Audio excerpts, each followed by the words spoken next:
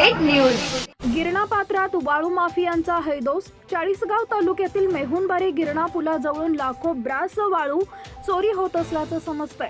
वाळू तस्करांचा हैदोस वाढला असून प्रशासनाचं साफ दुर्लक्ष होत असल्याचं दिसून येतंय। प्रशासनानं वेळीच लक्ष द्यावे व कारवाई करावी अशी शेतकरी व ग्रामस्थांनी मागणी केली। ब्युरो रिपोर्ट मुराद पटेल, चाळीसगाव।